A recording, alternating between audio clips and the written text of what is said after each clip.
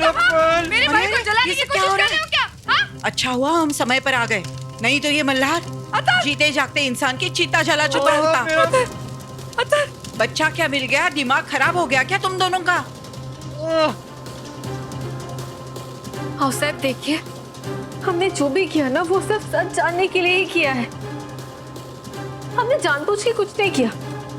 हाँ साहब, हमें पता था कि अथर्व को आग से डर लगता है, इसीलिए हमने ये सब प्लान किया। लेकिन ये तो सच में आग से खेलने लगा। मुझे लगा था वो नाटक। मेरा भाई नाटक नहीं कर रहा है, सच बोल रहा है। ये पता भी है कि अथर्व को आग से डर क्यों लगता है। हाँ, मैं बताती हूँ तुम लोग को। जब ये 10 साल का था ना, तब दिवाली पर उसके कपड़ों में आग लग गई थी। तब से इसके दिमाग में ना आग का डर बैठ गया है। और उससे पहले मेरा भाई आग से खुद जा जाके खेलता था। अतः कहना तुम्हारा, मेरा भाई झूठ नहीं बोल रहा है, सच बोल रहा है। वो जलाना चाहते थे तुम लोग मेरे भाई को। हाँ? और मल्हार, तुम्हें क्या कानून समझाना पड़ेगा क्या? अरे कोर्ट के मुताबिक तुम इसे हाथ भी नहीं लगा सकते। अरे जिसकी दिमागी हालत ठीक नहीं है उस पर अत्याचार करके क्या तुम जेल जाना चाहते हो? चलो इसको लेकर अंदर चलो। आराम से बेटा। आई, चलो।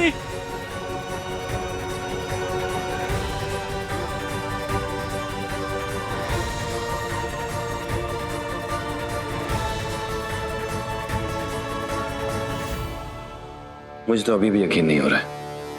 एक नंबर का ड्रामेबाज है ये। एक छोटे से बच्चे के साथ कोई ऐसी हरकत करता है क्या? हाँ, खुद को तो महारानी को तेल के चटके भी बर्दाश्त नहीं होते, और देखो मेरे भाई के साथ क्या कर दिया। अथर्व थांबा, मैं तेरे लिए बर्फ लेकर आती हूँ। हाँ अथर्व। संपदा, ये तुम्हारी भी परीक्षा है। देखो देखो तुम्हारा सच्चा प्यार कैसे बच्चा बन गया है। अथर्व को तुम्हारी जरूरत है, कळला?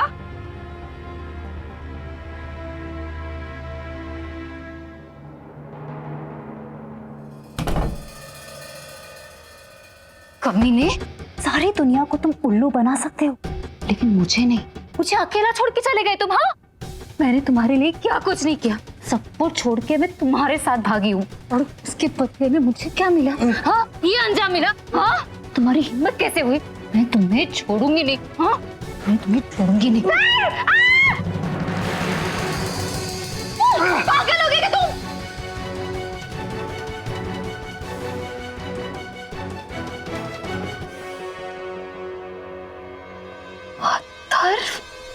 आई गंदी आंटी मुझे मारने वाली है।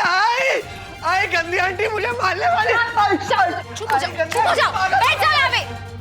चुप हो जाओ। आई गंदी आंटी पागल हो गई। आई बचाओ। आई जल्दी आओ। सार्थक जी, मेरे तो कुछ समझ में नहीं आ रहा है। ये सच में ऐसा हो गया है क्या? मतलब मल्हार कह रहा था कि सर पे बहुत ज्यादा चोट आई थी, तो ऐसे हो सकता है?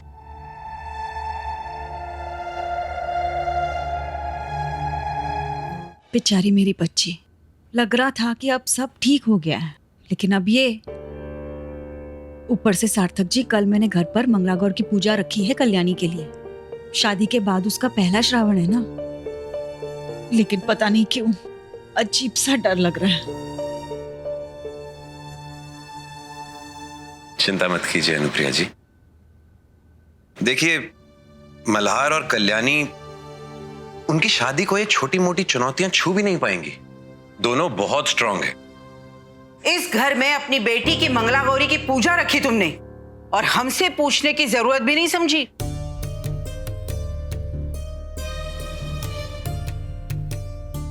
जब आपके बेटी का फैसला लेने के लिए आपको किसी की परवानगी की जरूरत नहीं है, वैसे ही मेरे बेटी का फैसला लेने के लिए मुझे किसी के परवानगी की जरूरत नहीं है।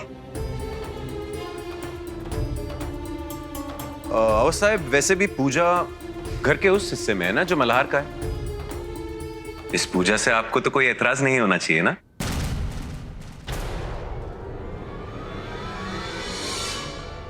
हद हो गई। अरे इतना अपमान करने के बाद भी तुम वापस यहाँ चले आए। कह दिया ना एक बार, अपर्णा तुम्हारे साथ नहीं आएगी। आओ सर, अब आद्या के पति से इस तरह बात नहीं कर सकती। अरे वो आपके दामाद है। ये किस तरह बात कर रही हैं आप उनसे? दामाद? काहे का दामाद? हमने एक बार कह दिया ना, हमारी मर्जी के बिना ये अपर्णा से नहीं मिल सकता तो नहीं मिल सकता। वैसे भी बाबा आई से मिलने नहीं, मुझसे मिलने आए हैं। पुलिस डिपार्टमेंट की मदद करने के लिए मैंने इन्हें नौकरी पर रखा है। बाबा अब हमारी फोर्स के साथ पुलिस मित्र बन के काम करेंगे। और यही नहीं, बच्चों का धंधा करने वाले रैकेट को पकड़वाने की मदद में इनके ऊपर जो भी इल्जाम थे वो सब खारिज हो गए हैं।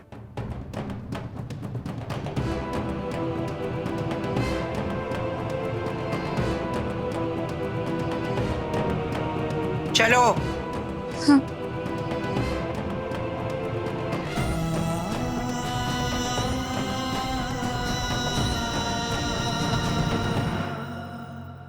अंकल, आप सैड मत होइए और अब चिंता तो बिल्कुल मत करिए। हम आपको आद्या से मिला के ही रहेंगे।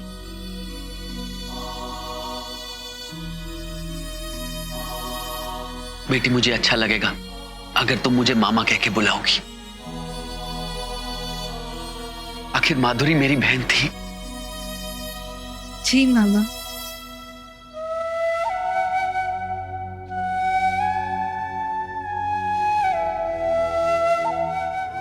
मंगल मतलब मंगलवार और गौर मतलब गौरी, जो पार्वती जी का रूप होती है। तो नवविवाहित औरतें श्रावण महीने के पहले मंगलवार को गौरी जी की पूजा करते हैं और व्रत भी रखते हैं। और पता है कल्याणी, कहते हैं कि जो भी ये व्रत रखता है ना, उनका वैवाहिक जीवन बहुत अच्छी तरह से बीतता है। लेकिन आई, इसमें करते क्या है?